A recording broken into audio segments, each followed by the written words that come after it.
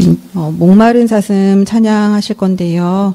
우리 목마른 사슴이 또 그 시냇물을 찾아 헤매이는 것처럼 우리의 인생에도 정말 하나님의 말씀을 찾고 또 하나님의 또 그 은혜를 또 구하기 위해서 우리의 이런 많은 발걸음들이 있을 줄 압니다.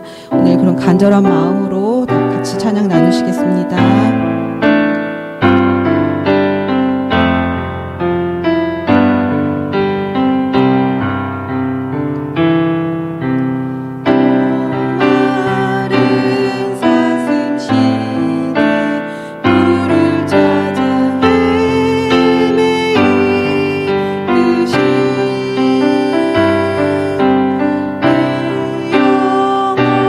주를 찾기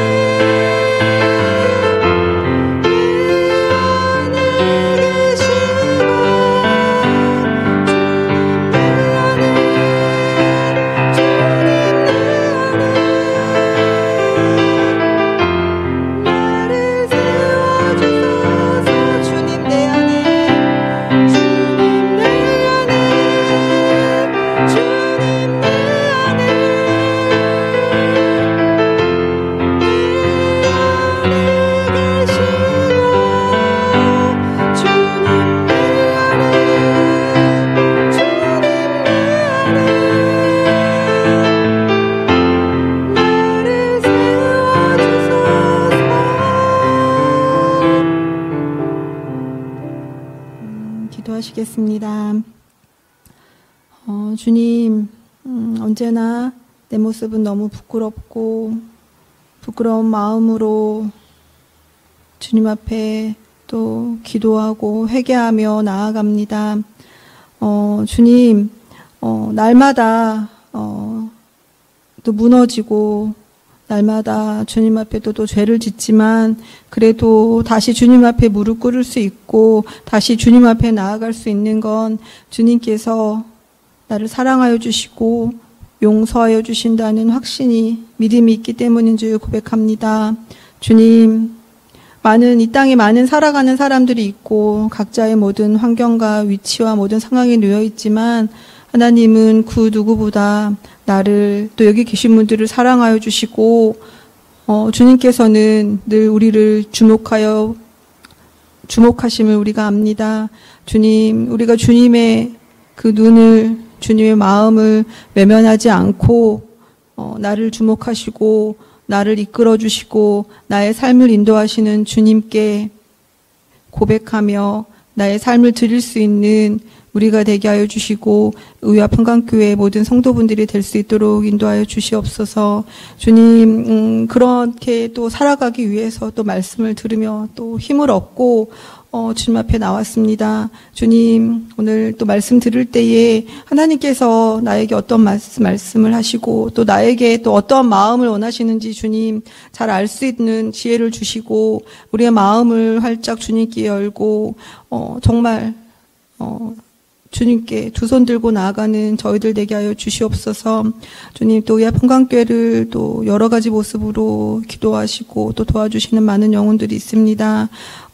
주님 보내주시고 함께 할 수 있음을 너무나 감사하며 하나님, 그들의 손길 가운데도 그들의 삶 가운데도 주님의 은혜가 충만하기를 간절히 원하며 또한 오늘 말씀 전하실 목사님에게도 주님 늘 함께하여 주시고 여러 가지 또 어려움이 있지만 또 힘들고 지치지 않게 하여 주시고 주님께서 날마다 이기림을 주시고 날마다 세워주시고 날마다 이끌어주시고 하셨던 것처럼 앞으로의 또 그 교회를 이끌어 나가며 또 여러 가지 맞이할 상황 가운데서도 주님 늘 승리하게 하여 주실 줄 믿습니다.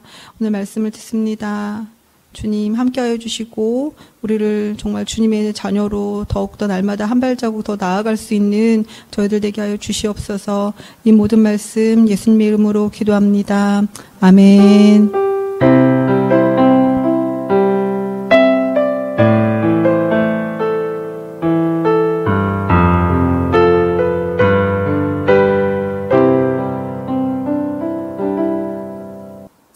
자, 오늘 함께 나누실 말씀 산상수훈 강의 15번째 시간입니다. 마태복음 5장 43절에서 48절까지 말씀입니다.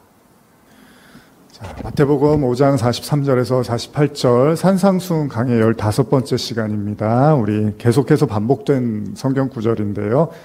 이 구절로 이제 마지막으로 산상수훈은 이 구절에서 마무리를 할 거예요. 그래서 오늘 하고 다음 주는 한 주 쉬고 다음 주 마지막 주일에 해서 산상수훈 새롭게 시작했던 산상수훈 강의는 마무리를 하고 11월부터는 이제 새로운 말씀을 나누고자 합니다. 자, 그럼 한번 찾으신 말씀 5장 43절에서 48절까지 읽어보겠습니다. 시작. 또 내 이웃을 사랑하고 내 원수를 미워하라 하였다는 것을 너희가 들었으나 나는 너희에게 이르노니 너희 원수를 사랑하며 너희를 박해하는 자를 위하여 기도하라. 이같이 한즉 하늘에 계신 너희 아버지의 아들이 되리니 이는 하나님이 그 해를 악인과 선인에게 비추시며 비를 의로운 자와 불의한 자에게 내려주심이라. 너희가 너희를 사랑하는 자를 사랑하면 무슨 상이 있으리요? 세리도 이같이 아니하느냐? 또 너희가 너희 형제에게만 무난하면 남보다 더하는 것이 무엇이냐? 이방인들도 이같이 아니하느냐?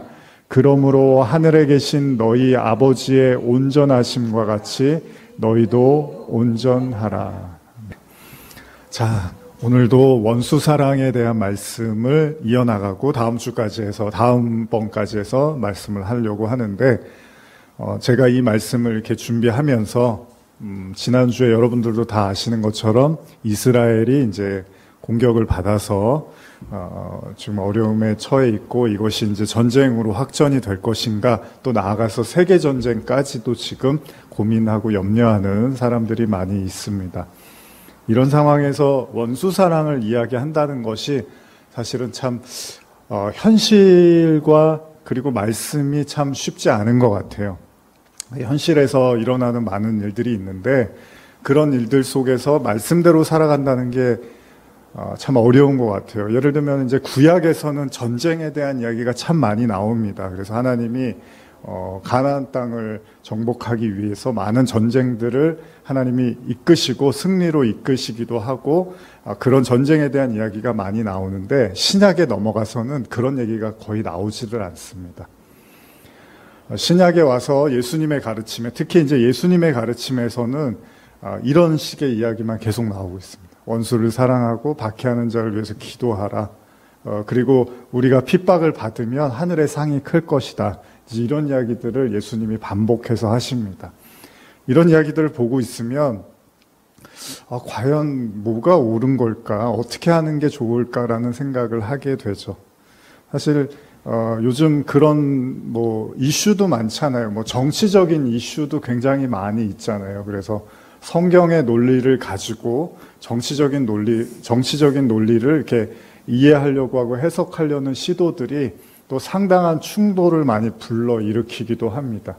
그러니까 이쪽에서는 성경적인, 이게 바로 성경적인 가르침이야 라고 하고, 또 반대편에서도 아니다, 이게 성경적인 가르침이다 라고 하면서 어떤 대립과 갈등을 많이 보게 되죠. 근데 저는 이제 예수님의 말씀을, 오늘 이제 원수 사랑을 나누면서 예수님의 가르침을 보면은 어쨌든 간에 예수님은 자신을 박해하는 자를 위해서 기도하고 원수를 사랑하고 또 하나님의 아들이 되는 그 완전한 길이 바로 이 원수 사랑이다라는 이 말씀밖에는 제가 드릴 게 없는 것 같아요. 우리가 지난 시간에 어떻게 진심으로 원수 사랑을 실천할 수 있을지에 대한 이야기를 나누었죠. 근데 문제는 뭐냐면 진심으로 원수를 사랑한다는 것이 정말 가능하겠느냐라는 생각을 해보았습니다. 물론 이런 말씀을 지난주에도 말씀드린 것처럼 어느 정도 그런 척은 할 수 있습니다. 안 좋아하고 안 사랑하는데 좋아하는 척하고 사랑하는 척 할 수는 있어요. 근데 그게 진짜 마음에서 우러나오는 거는 다른 문제라는 겁니다. 진짜 마음에서 우러나오는 원수 사랑이 가능하겠느냐, 그것이 우리가 지난주에 나눈 이야기였잖아요. 그렇기 때문에 이 말씀 하나가 부담이 되는데, 지난주에도 읽었지만 제가 읽어드릴게요. 마태복음 18장 35절 보시면 너희가 각각 마음으로부터 형제를 용서하지 아니하면 나의 하늘 아버지께서도 너희에게 이와 같이 하시리라. 마음으로부터 형제를 용서하지 않으면 하나님도 너희에게 이와 같이 하시겠다라는 말씀. 이게 정말 어려운 말씀이죠. 그러니까 지난주에도 제가 말씀드렸지만 예수님을 믿고 교회 다니면 이제 구원받는 거야. 근데 성경은 그렇게 얘기하지 않아요. 그냥 예수 믿고 교회 다니면 구원받는 게 아니라 지금 이런 말씀도 있단 말이에요. 마음으로 형제를 용서하지 않으면 하늘 아버지도 용서를 안 하시겠다면, 용서를 안 받았으면 구원을 못 받는다는 얘기잖아요. 이런 말씀뿐만 아니라 요한일서에는 형제를 미워하는 자마다 하나님이 그 속에 있지 않다 그러고, 또 형제를 사랑하지 않는 것도 바로 하나님의 구원을 갖지 못했기 때문이라는 말씀이 계속 반복이 되고 있어요. 요한복음과 요한의 1서, 2서, 3서는 거의 다 그런 사랑에 대한 관점에서 성경을 이해하고 해석하고 있다는 거죠. 그러면 이 마음에서 비롯된 원수 사랑은 거의 현실적으로는 불가능하다는 거죠. 여러분들 누구 되게 사랑하셨는데 정말 진심으로 사랑해 보신 적 있나요? 지금 여러분들이 누군가를 사랑하는데 너무 나는 진심으로 이 사랑을 사랑한다. 물론 있겠죠. 특히 이제 부모나 자녀 관계라든지 부부나 가족 관계에서 그런 경우도 있지만, 정말로 여러분들이 마음을 다해서 난 진심으로 이 사람을 사랑한다. 그런 경우들, 그러니까 이 가족을 넘어서서 다른 사람과의 관계에서는 그게 쉽지는 않겠죠. 근데 예수님은 그런 좋아하는 사람들의 관계가 아니라 좋아하지 않는, 심지어는 미워하고 증오하는 사람을 진심으로 사랑하라고 하니 이거는 너무나 어려운 이야기라는 겁니다. 그래서 제가 지난주에 그랬죠. 이거는 그냥 듣기 좋으라고 하신 말씀이 아닐까? 그냥 공자처럼 예수님도 듣기 좋으라고 그렇게 살면 멋있어 보이지 않나? 그런 이야기를 하는 건 아닐까? 그런데 예수님은 이 말씀을 하시면서 하나님의 아들이 되는 거다. 그게 하나님의 자녀다라고까지 말씀을 하셨단 말이에요. 정말 어려운 이야기입니다. 그러면 오늘 우리는 어떻게 이 말씀이 가능한가라는 생각을 여러분과 나눠보려고 하는데, 다시 한번 우리 마태복음 5장 45절 한 번 더 읽어볼까요? 마태복음 4장 45절입니다. 시작. 이같이 한즉 하늘에 계신 너희 아버지의 아들이 되리니 이는 하나님이 그 해를 악인과 선인에게 비추시며 비를 의로운 자와 불의한 자에게 내려주심이라. 사실 요즘 많이 듣는 이야기들 중에 하나가, 옛날에는 예전 한 10년, 20년 전만 해도요, 자녀가 부모를 죽인다거나 또 부모가 자녀를 죽인다거나 이런 기사들은 어마어마한 충격을 사회에 가져다 줬습니다. 부부 관계도 마찬가지고요. 근데 지금은 그런 기사들이 굉장히 어렵지 않게 계속 나오고 있죠. 그러니까 분명히 세상이 삭막해지고 굉장히 좀 위태위태해 보입니다. 그런 세상 속에 우리가 살고 있는데, 그런 것들이 이제 더 이상 놀랍거나 충격이 되지 않는 그런 현실 속에 살고 있는데, 여러분, 그런 데다가 대고서 원수를 사랑하라는 말은 더더욱 어떻게 보면은 좀 말이 맞지 않는, 가치가 별로 안 되는 이야기처럼 들릴 수도 있겠죠. 그런 관점에서 다시 한번 이 말씀을 우리가 생각해 보면, 예수님이 원수 사랑 말씀하시면서 해를 악인과 선인에게 그리고 비를 의로운 자와 불의한 자에게 내리신다고 하는데, 과연 이 말씀의 의미가 뭐고 그게 원수 사랑하고 또 무슨 관련이 있는지를 한번 생각해 보려고 하는 거예요. 이것을 위해서 우리가 작년부터 올 초까지 계속 나눴던 말씀이 뭐냐면 출애굽기 말씀이죠. 이 출애굽기 말씀을 가만히 보시면 하나님의 백성을 노예로 삼고자 했던 애굽 왕 바로의 이야기입니다.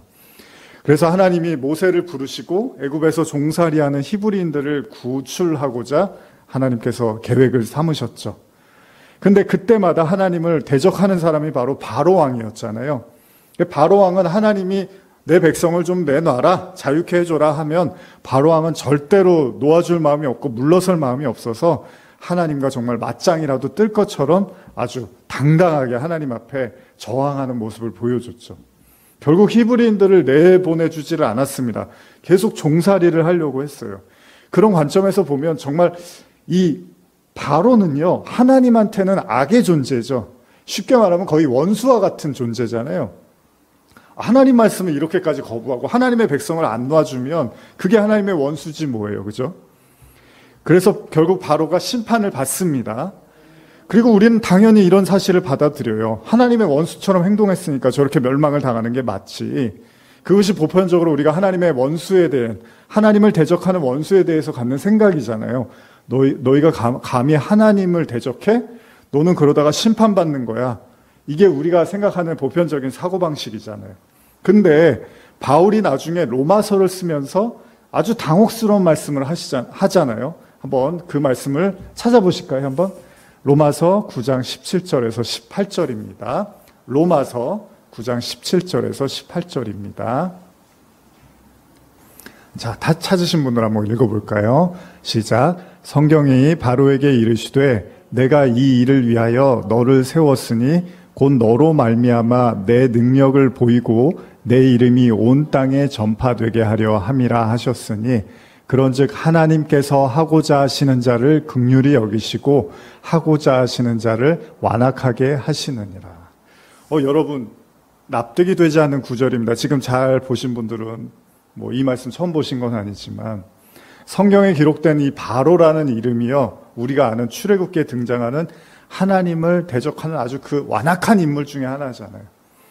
그래서 하나님은 바로 왕에게 10가지 재앙을 주셨어요. 그런데도 하나님을 거부하고 대결하려고 했고 그야말로 강팍한 사람이죠. 그런데 이 원수와 같은 이 바로에 대해서 성경은 뭐라고 하냐면 하나님께서 바로를 하나님의 영광을 위해서 세우셨다는 거예요. 이게 성경의 가르침입니다. 그러니까 하나님이 바로와 같은 원수를 그냥 바로가 악하고 못되고 하나님을 대적한 것을 끝나는 게 아니라 하나님의 이름을 널리 알리기 위해서 바로를 세우셨다고 성경이 말하고 있습니다. 그러니까 하나님과 대적하는 자로 등장해서 하나님께서 계속 심판을 하심에도 끝까지 하나님을 저항하면 어떻게 되는지를 보여줌으로써 온 땅에 하나님의 이름이 전파되도록 작정된 인물이라는 거예요. 물론 바로가 선했는데 악해진 게 아니라, 하나님이 악하게 하신 게 아니라 원래 악한 사람이었는데 하나님이 바로를 통해서 하나님의 교훈과 가르침을 보여주기 위해서 하나님이 바로를 세우셨다는 말씀을 하고 있는 겁니다. 다시 말하면 하나님의 이름을 온 세상에 알리기 위해서 바로와 같은 인물을 세우셨다는 거예요. 근데 이런 우리의 어떤 의문, 이게 말이 됩니까? 하나님이 어떻게 하나님의 원수와 같은 사람을 세우셔서 그를 통해서 하나님의 이름을 전하십니까? 라고 우리가 생각할 수 있을 때 성경은 다시금 강조를 하는데, 제가 읽어드릴게요. 로마서 9장 18절에서 21절 보시면, 그런즉 하나님께서 하고자 하시는 자를 긍휼히 여기시고 하고자 하시는 자를 완악하게 하시느니라.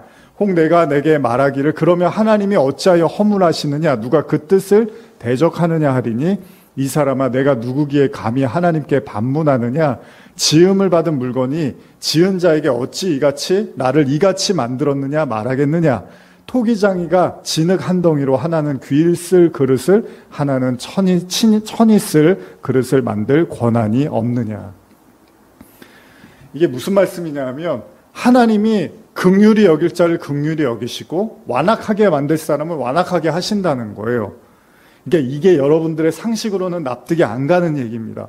하나님은 좋으시고 선하시고 의로우신 분인데 어떻게 하나님이 악한 자를 세울 수 있냐는 거예요. 선한 자를 하나님이 세우는 건 이해가 가는데 어떻게 악한 사람을 하나님이 세워서 그를 통해서 영광을 받으시느냐, 이거는 우리가 이해가 안 간다는 거죠. 하나님이 선택하고 일하시는 거에 대해서 인간이 다 이해하고 헤아릴 수가 없잖아요. 그럼 우리는 이런 얘기를 보면 참 우리가 작습니다. 우리가 이해할 수 있는 게 있고 이해할 수 없는 게 있거든요. 근데 중요한 사실이 있습니다. 당시 출애굽기에서 이스라엘을 괴롭히던 그들을 끝까지 종살이하도록 했던 바로 왕이 실상은 하나님이 세우신 사람이었다고 이야기를 한다는 거예요. 이거는 부인할 수 없는 거예요. 그러니까 하나님의 허락하에 일어난 일이라는 겁니다. 여러분, 이런 이야기가 우리를 당황하게 만들 수가 있는 거예요. 아니, 어떻게 하나님이 그런 일을 하실 수 있어? 만약 단순하게 이 이야기만 놓고 본다면요, 성도들은 당황스럽습니다. 근데 사실 놀랄 만한 일도 아닙니다. 제가 종종 여러분들에게 말씀드리지만 잘 아시는 내용인데 좀 더 오늘은 깊이 생각하시라고, 심화하라고 생각하시면 됩니다. 자, 욥에 관한 이야기잖아요. 욥기는 너무나 잘 아시고 저도 여러 번 말씀드렸죠. 여러분, 욥이 아주 많은 고통을 받습니다. 아주 많은 어려움을 받습니다. 근데 누구 때문에? 하나님이 마귀에게, 사탄에게 욥을 고통을 주겠다고 할 때 허락하셨기 때문에 욥이 고통을 받습니다. 현대어 성경으로 제가 1장 6절부터 읽어드릴게요. 어느 날 하나님의 아들들이 여호와 앞에 모여 섰는데 그 가운데 사단도 끼어 있었다. 여호와께서 사단에게 물으셨다. 어디를 돌아다니느냐 왔느냐? 그러자 사탄이 예, 땅을 여기저기 살펴보고 오는 길입니다 하고 대답하였다. 그래, 내 종 욥도 유심히 보고 왔느냐? 온 땅을 살펴보아도 욥처럼 살아가는 모습이 진실하고 올곧은 사람은 없다. 그는 나 하나님을 두려운 마음으로 섬기며 사는 사람이라 못된 짓은 아예 거들떠보지도 않는단 말이야 하고 여호와께서 사단에게 말씀하셨다. 사단이 여호와께 대답하였다. 욥이 아무런 까닭도 없는데 하나님을 모시고 사는 걸까요? 하나님께서 그와 그 집안 사람들을 돌봐주시고 그 재산도 잘 지켜주시니까 그런 것이 아닐까요? 하나님께서 그에게 복을 내려주셔서 하는 일마다 잘 되고 온 땅에 그 사람 가축대를 가득하게 해주셨으니까 그런 것이 아니냐는 말씀입니다. 한번 하나님께서 그를 내리쳐서 그의 재산을 모두 거두어 보십시오. 그러면 그 사람은 당장 하나님의 얼굴에 침을 뱉고 저주를 퍼부을 겁니다. 여호와께서 사단에게 말씀하셨다. 좋다. 그러면 그의 재산을 한번 내 마음대로 해보아라. 욥이 어떻게 하는지 두고 보기로 하자. 하지만 그의 목숨만은 내가 건드려서는 안 된다. 사단이 그 말을 듣고 여호와 앞을 떠나갔다. 지금 사단이 아유, 하나님이 그렇게 잘해주셨으니까 욥이 하나님을 좋아하는 거죠. 다 뺏어가 보세요. 뭐 재산도 뺏어가고 건강도 뺏어가고 사람도 뺏어가고 가족도 뺏어가 보세요. 하나님께 침을 뱉을 겁니다. 사탄이 이렇게 말을 하는 거예요. 근데 하나님 뭐라 그러세요? 그래, 그럼 그렇게 해봐. 그 대신 목숨은 살려줘라. 여러분, 이게 욥기의 시작입니다. 그리고 나서 욥이 38장 가까이 고통받는 이야기만 나옵니다. 너무너무 괴로워서 아니 도대체 내가 왜 이런 삶을 살아야 되고 내가 왜 이렇게 망가져야 되고 내가 왜 이렇게 망해야 돼? 너무 괴로워하는데 답을 못 내리잖아요. 이게 욥기가. 답이 뭐였어요? 하나님이 사단한테 허락한 거였어요.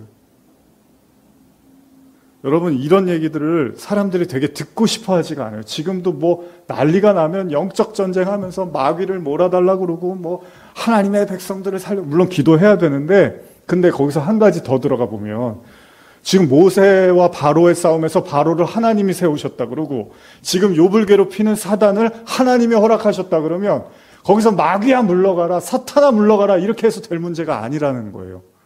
거기에는 더 깊은 하나님의 뜻이 있을 수도 있다는 거잖아요. 하나님이 여러분 마귀하고 싸우는 존재가 아닙니다. 하나님은 누구랑 싸우는 존재가, 그건 하나님이 아니에요. 그런 하나님은. 하나님을 무슨 잡신으로 여기는 풍토가 있어요. 근데 하나님은 그런 하나님이 아니에요. 하나님은 우주 만물을 창조한 하나님인데 누구 하나를 붙잡고 원수처럼 싸우고 이게 얼마나 유치합니까? 그 사람도 그렇게 안 하는데. 근데 하나님을 그런 식으로 생각하는 사람들이 많아요. 그건 잡신들 이야기입니다. 그건 우상들 이야기고, 하나님은 아예 하나님한테 인간이 먼지인데 그냥 후 불면은 사라지는 존재인데 무슨 개를 붙잡고서 내가 널 얼마나 미워하는 줄 알아? 널 괴롭힐 거야. 너 자꾸 나 화나게 할래? 그건 하나님이 아니에요. 그건. 여러분, 그냥 멀쩡하던 사람도 가다가 심장마비로 툭 쓰러지고 가잖아요. 그냥 하나님이 그냥 마음만 먹으면 그냥 사람 한순간에 사라지게도 하는 게 하나님인데 뭘 붙잡고서 내 말 좀 듣고 내가 왜 이렇게 힘들게, 그거는 애정이 있으니까 하나님이 그렇게 하는 거지 하나님이 무슨 누굴 붙잡고 원수처럼 여기는 분이 아니라는 겁니다. 근데 사람들이 영적 전쟁하면 마귀 무찌러 달라고 귀신 떠나가게 달라고 이런 기도는 많이 하는데 이런 말씀에 대해서는 별로 생각하고 싶어 하지 않아요. 뭐 이 고난을 하나님이 주신 거였다고? 저 바로 왕을 하나님이 허락하신 거라고? 여러분 그렇잖아요. 출애굽기에도 10가지 재앙이 나오는데 왜 굳이 10가지 재앙을 하나님이 하십니까? 한 번에, 아니 바로를 그냥 죽게 하시면 되잖아요. 고집 부렸어? 너는 내일 죽을 거야. 끝. 그러면 다 해결되죠. 근데 하나님이 뭐 10가지 재앙을 주고 바로하고 뭐 이렇게 서로 뭐 이렇게 줄다리기 하는 것처럼 보이는데 그것도 다 애정이 있어서 하는 거죠. 여러분, 하나님이 지금 사단에게 욥의 고난을 허락하셨단 말이에요. 제가 어린 시절에 프로레슬링을 좋아했고 요즘도 가끔 이렇게 틀면 나오는 거 보는데 제가 충격받은 게 그게 다 쇼였다는 거잖아요. 어머나, 저 사람하고 저 사람이요 경기가 끝나면 같이 밥 먹고 술 마시고 얘기한, 레슬링장에서는 막 죽일 것처럼 막 의자로 때리고 막 여기 칼로 긋고 그러는데 끝나고 나서 야 밥 먹으러 가자 그리고 힘들었지 오늘 모르면서 어머나, 그게 충격이 됐어요. 그래서 레슬링 볼 때는 이 선한 사람이 반드시 악한 사람을 이기고 또 악한 사람은 뭔가 잘 나가다가 한순간에 망해야지 사람들이 속이 후련하잖아요. 잘 됐다, 쌤통이다.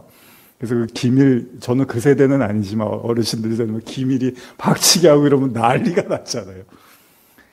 그런 정의가 뭔가 있는 것 같은 그런 세상이 마음에 들었던 거잖아요. 근데 나중에 보니까 악역도 선역도 그냥 역할에 불과했다는 거예요.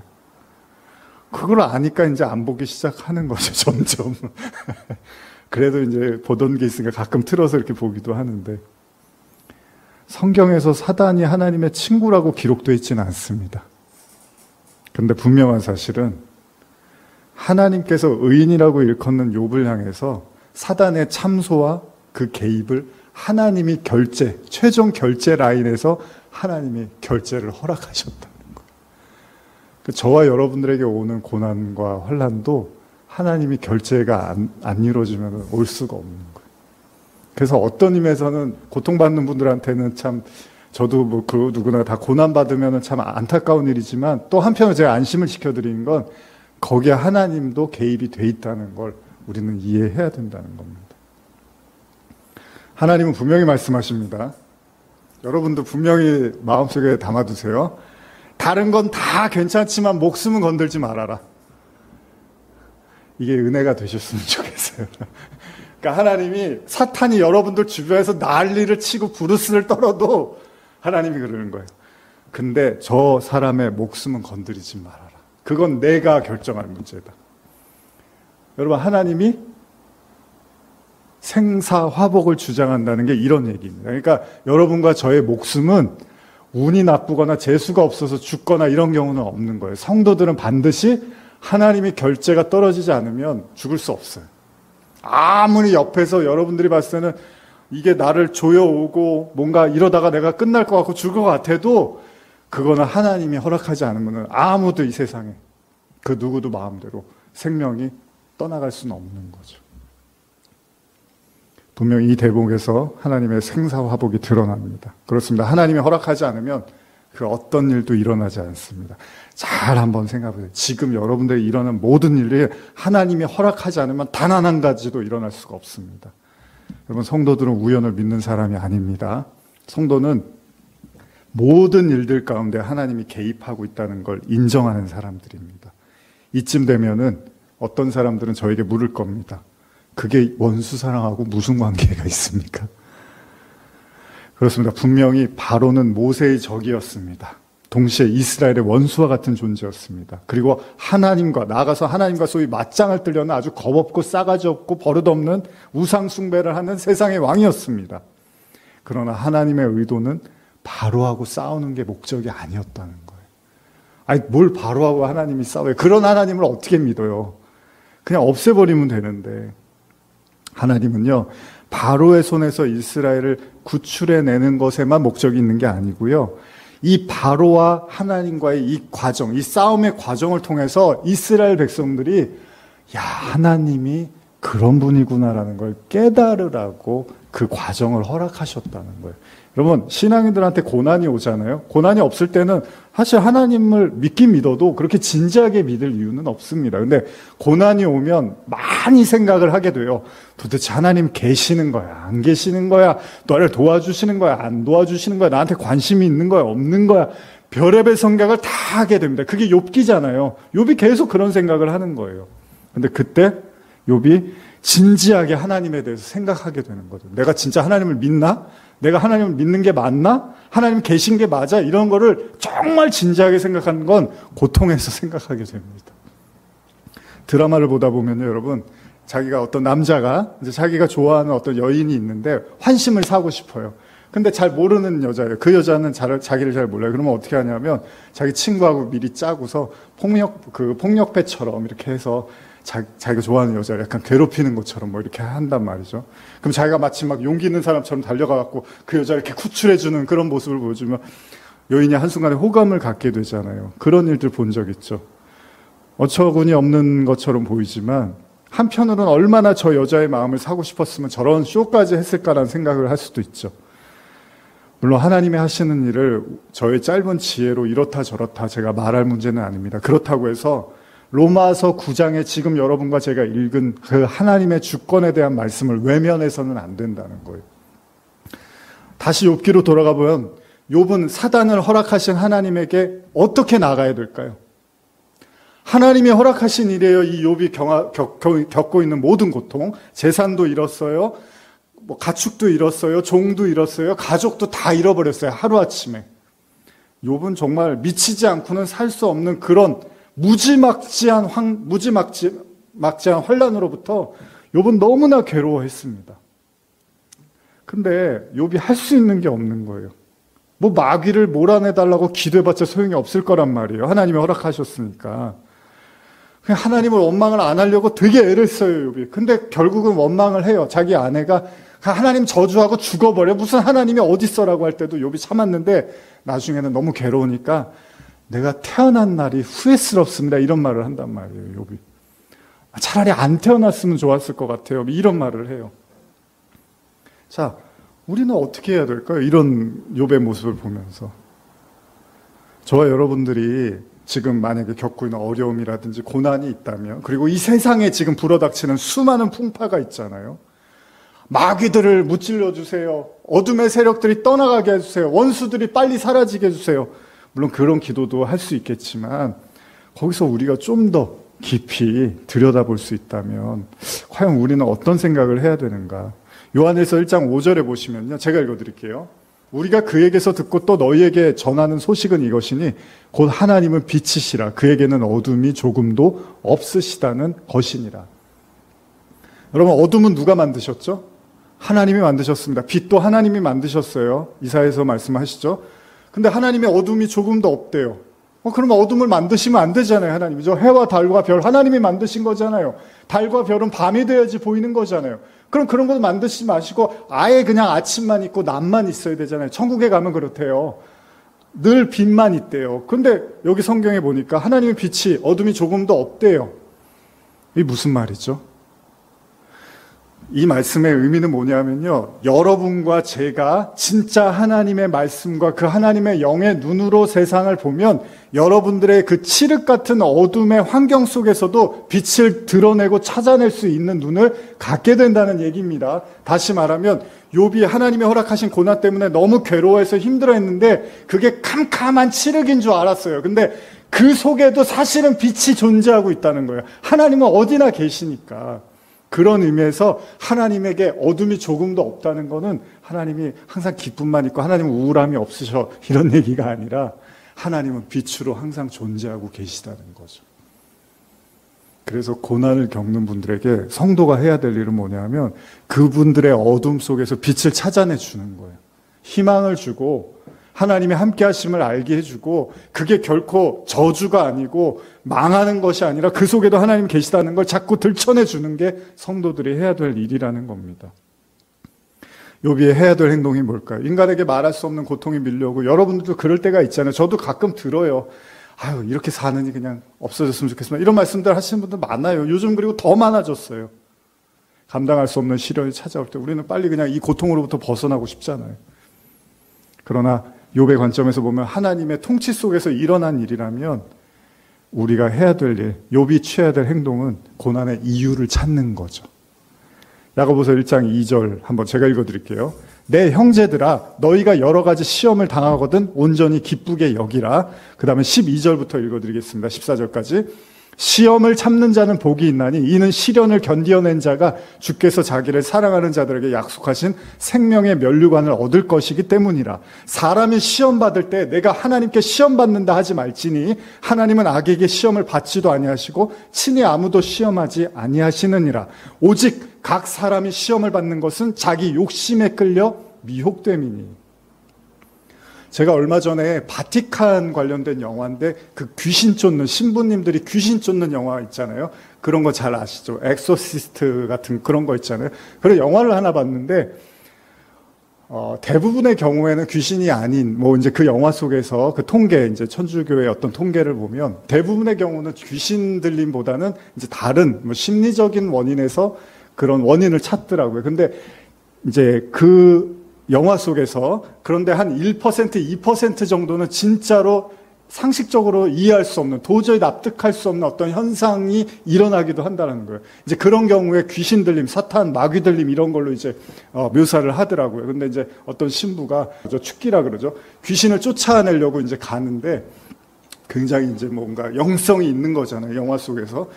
근데 이제 쫓아내러 갔더니 막 별일이 일어나는 거예요. 몸이 붕 뜨고 막 저쪽에서 막 이상한 말 하고 그러면서 정말 이렇게 무서운 어떤 상황이 되는데 신부가 그걸 극복해나면서 막 귀신을 쫓아내려고 하는데 나중에 어디서 무너지냐 하면 이 마귀를 쫓아내는 과정에서 이 신부가 제일 고통스러워하는 게 자꾸 자기 옛날에 잘못했던 죄가 자꾸 떠오르는 거예요. 그래서 하다가 포기하고 나와요. 그래서 또 제 잘은 기억이 안 나는데 최근에 보긴 했는데, 그래가 또 젊은 신부 하나를 같이 데리고 가서 했는데도 또 같은 것 때문에 넘어지는 거예요. 둘이 나와갖고 이제 얘기를 하는 거예요. 그 마귀를 쫓아내야 되는데 자꾸 그 양심, 자기 과거에 잘못한 걸 자꾸 드러내는 거예요. 그러다가 이제 그런 얘기를 주거니 받다가 이제 다른 신부도 자기 얘기를 하더라고요. 솔직히 나도 옛날에 이런 잘못을 한 적이 있다. 그러면서 그 얘기를 하면서 나중에 이제 아마 다시 뭐 으쌰으쌰 해서 쫓아낸 것 같았어요. 제 기억에. 근데 보세요. 그 마귀가 분명히 사람 안에 들었으면 쫓아내야 되는 게 맞죠. 뭐 성경적으로도 그러니까. 근데 우리가 그 일을 허락하신 하나님의 관점으로 본다면 결국 이 신부들의 마음속에 여전히 정죄, 과거의 죄로부터 벗어나지 못하고 있는 걸 이 마귀를 통해서 깨닫게 되는 거죠. 이 마귀를 안 만났으면 자기네들은 굉장히 거룩한 사람인 줄 알았을 거야. 아, 나는 하나님하고 아무 문제도 없고 잘 믿고 있고 나는 구원받은 사람이라고 생각할 수도 있을 거예요. 근데 이 엄청난 마귀 앞에 서니까 그 자기의 그 죄책감과 과거의 죄로부터 계속 시달리면서 그런 환영이 막 보이는 거예요. 과거의 죄들에 대한 환영. 그래서 이제 그거를 이제 회개했던 것 같아요. 그런 걸 이야기하면서 이제 거기서부터 노임을 받으려고. 여러분, 하나님이 그냥 허락하는 건 없습니다. 심지어 마귀도 지금 사단이 욥의 믿음을 테스트하는 거잖아요. 근데 욥의 믿음이 있었나요? 없었나요? 없었어요. 욥이 믿음이 없었어. 시험은 테스트잖아요. 학생이 시험 맨날 보니까 시험 공부하는데 시험 왜 보냐 하면 점수 몇 점인지 알려고 하는 거죠. 하나님이 여러분과 저에게 어둠을 보내고 뭔가 마귀와 같은 사단과 같은 존재들이 우리를 이렇게 둘러쌀 때 저거 빨리 쫓아내주세요. 내가 기도 세게 해서 저거 나가게 해주세요가 문제가 아니라 더 중요한 건 그 속에서 우리 자신을 발견해야 된다는 거죠. 야고보 기자가 말합니다. 오직 각 사람이 시험 받는 것은 자기 욕심에 끌려 미혹됨이니, 그러니까 그 시험 속에는 분명히 나와 관련된 무언가가 연관되어 있다는 거죠. 야고보 기자는 인간에게 닥치는 시험에 대해서 두 가지 견해를 이야기합니다. 하나는 시험을 참음으로써 약속된 생명의 면류관을 얻을 것이고, 또 하나는 하나님은 아무도 시험하지 않으시고 오히려 시험받는 것은 자기 욕심에 미혹된 거다. 그러니까 욥의 경우에는 뭐죠? 그게 욥에게 시험일 수도 있지만 동시에 그 시험은 인내를 통해서 생명의 면류관을 얻는, 그러니까 하나님을 진짜 만나는 계기가 됐다는 거예요. 그래서 여러분, 신앙이 힘든 겁니다. 적당히 목사도 적당히 설교하고요. 성도들도 적당히 들으면 힘들 게 없어요. 물론 현실은 어렵겠지만 이렇게 깊은 이야기를 하고 우리도 깊은 생각을 하고 깊은 묵상을 하다 보면 힘들어져요. 왜? 내가 믿음이 없다는 걸 자꾸 보게 되니까. 근데 여러분 이제 다 구원받았어요. 우리 성도들 이제 하나님 다 잘 되세요. 그런 얘기만 하면 그냥 뭐 신앙에는 별로 갈등이 안 생겨요. 근데 진짜 깊은 얘기를 하기 시작하면 갈등이 생길 수밖에 없습니다, 여러분들. 아까 그 영화 속 이야기처럼 그 신부도 대단한 신부였는데 그 죽기하다가 시험에 들어갔고 자기가 얼마나 아직도 죄로부터 벗어나지 못한 걸 깨닫게 되거든요. 성도는 자신의 삶에 불어닥친 모든 고난과 어려움 속에서 반드시 약속된 하나님의 은혜와 계획이 있다는 걸, 면류관이 있다는 걸 여러분과 제가 인정하고 받아들여야 된다는 겁니다. 그리고 그 시험당하는 이유는 바로 자신 안에 존재하는 탐심의 결과이기도 하다는 걸 인식해야 된다는 겁니다. 이걸 제가 한 문장으로 말하면 욥은 시험을 통해서 자신 안에 존재하는 탐심, 즉 죄를 보았고 아울러서 그 속에 생명의 주인이신 하나님을 만났다는 거예요. 여러분, 신앙의 목적은 딱 하나입니다. 하나님 만나는 겁니다. 제가 설교하는 목적, 하나님 만나는 겁니다. 제가 이 길을 걷는 목적, 하나님을 만나게 해드리기 원하는 겁니다. 무슨 뭐 교회가 커져갖고 제가 유명해지고 그런 게 제 목적이 아닙니다. 제가 안타까운 건 그래서 한 사람이라도 더 발걸음하는 건 그들에게 하나님을 더 이야기해주고 싶은 거죠. 여기서 다시 지난 주일에 마지막에 던졌던 질문을 생각해보고 싶습니다. 과연 하나님께 원수가 존재할까? 하나님께 원수는 존재할 수가 없습니다. 여러분들이 한 살도 안 된 애기하고 원수 먹고 싸우지, 저 애기가 내가 왔는데 인사를 안 해. 애기가 밥을, 내가 아직 수저도 안 떴는데 애기가 먼저 저 병을 무네. 이러진 않잖아요. 하나님이 어떻게 인간하고 싸우고 원수가 됩니까? 그런 거는 없습니다. 그런 건 없습니다. 하나님과 맞짱 뜨려고 했던 이스라엘의 원수 같은 애굽의 바로왕 역시도요, 하나님의 작성 속에서 존재하고 있는 세워진 인물이라면 하나님이 사랑하는 욥을 시험먹어줘 했던 사단도 하나님의 주권 속에 있었다면 감히 하나님을 대적할 수 있는 존재는 아무도 없습니다, 이 세상에. 그런 신앙과 신학과 그런 설교에 여러분 별로 이렇게 관심 갖지 마세요. 그거 그렇게 좋은 얘기들 아닙니다. 이 세상에 하나님을 거스르고 싸울 수 있는 존재도 없어요, 이 세상에. 그런 의미에서 선인과 악인에게 해를 주시고 비를 내리신다는 게 무슨 말일까요? 해와 비는 풀에도 비치고 내리지만요, 우리에게 불필요한 잡초에도 해와 비가 내리잖아요. 다시 말하면 하나님의 자녀인 알곡에게도요, 하나님이 은혜를 베푸시지만 심판의 대상인 가라지에게도 은혜를 베푸십니다. 무슨 말입니까? 예수님의 말씀을 단순히 일반 은총의 개념으로만 이해하는 걸 넘어서서 하나님이 모세도 세우셨지만 바로도 세웠다는 이 사실에 우리가 다 이해할 수 없지만 모든 사건과 일들 속에는 반드시 하나님의 선한 의도가 담겨 있다는 걸 받아들이고 이해하면 그 속에서 여러분들은 더 깊은 진국을 끌어낼 수 있다는 거예요. 신앙생활하면서 별일 없었던 사람들보다 신앙생활하면서 너무 괴롭고 힘든 일을 겪은 저와 여러분들이라면 여러분들이 진짜 깊은 하나님을 만날 수 있었다는 기회를 하나님이 허락하셨다는 겁니다.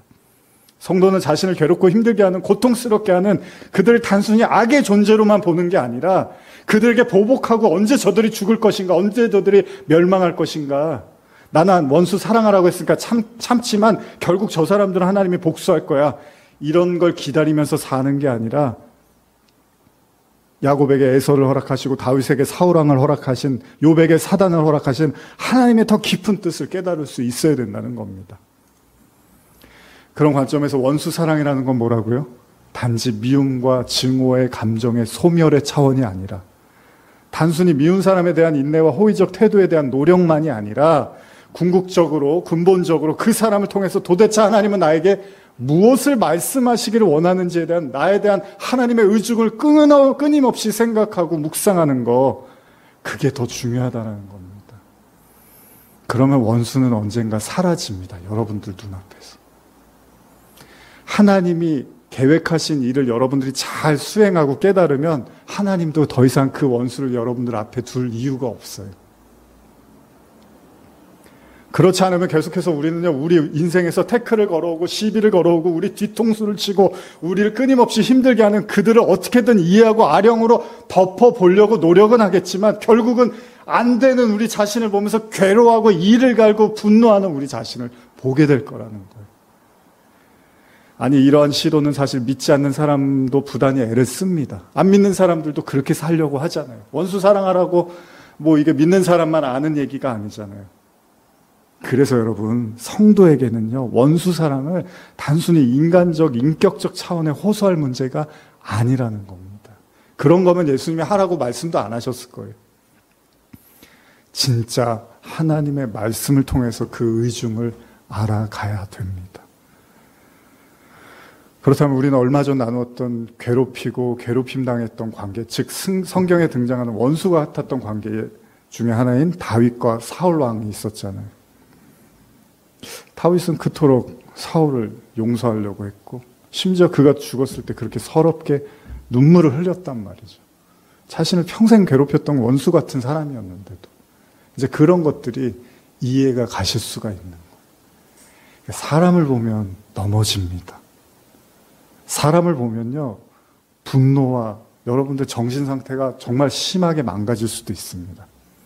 하나님을 보면 그럼에도 불구하고 그 모든 상황들을 받아들일 힘이 생깁니다. 원수 사랑은 하나님과 관련이 없는 사람은 절대 할 수 있는 일이 아닙니다. 하나님을 아는 자들에게만 원수 사랑의 길이 조금씩 열리게 되는 거죠. 절대 여러분들의 힘으로는 불가능합니다. 그 속에서 하나님을 볼 수 있어야지만 조금씩 우리는 그 원수들을 이해하고 받아들일 수 있는 힘을 갖게 되는 거죠. 다다음 주일에 마지막 이제 원수사랑 결론으로 가겠습니다. 기도하시겠습니다. 하나님 아버지 감사합니다. 우리 성도님들과 또 원수사랑의 귀한 말씀 나눕니다. 성경에서 정말 가장 가치 있고 귀한 말씀이라면 바로 저는 이 말씀을 꼽습니다. 물론 우리가 하기에 너무 어렵고 힘든 말씀이지만 말씀에 의거해 하나님의 뜻을, 하나님의 얼굴을 구하며 나갈 때 또한 우리의 삶에서도 이상적 말씀이 아니라 현실에서도 나타날 말씀이라 생각합니다. 우리 성도들 삶에서 부딪히는 많은 인간관계 속에서 하나님을 발견하게 하여 주시옵소서. 감사드리며 예수님의 이름으로 기도합니다. 아멘. 자, 우리 함께 매일 스치는 사람들 함께 찬양하시고 오늘 말씀 생각하면서 잠깐 기도하는 시간 갖겠습니다.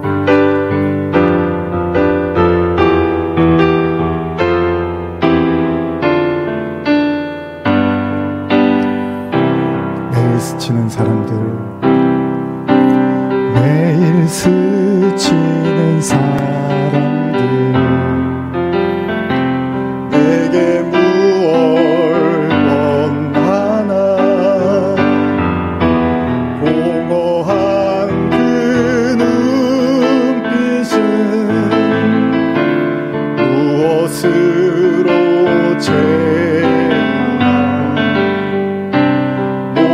자기 고통과 두려움 가득 감춰진 울음소리 주님 들으시네.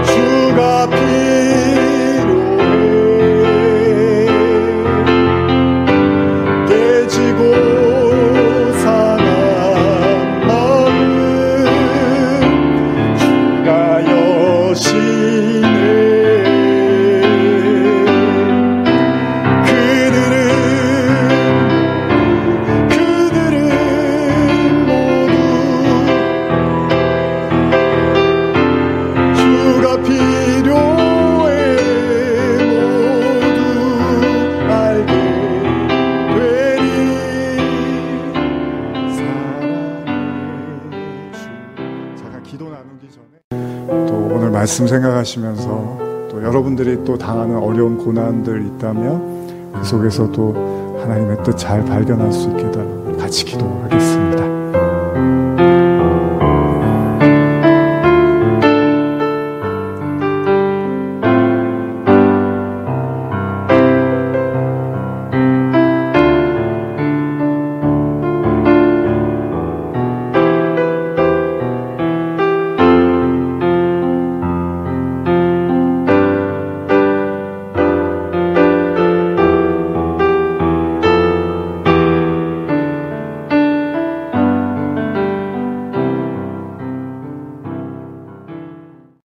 기도하시겠습니다. 하나님 아버지, 또 안타까운 일들, 또 아픈 일들 보며 또 육신의 연약함과 어려움으로 또 눈물을 흘릴 때도 있고 이 세상 살아가는 거 결코 만만치 않음을 잘 알고 있습니다.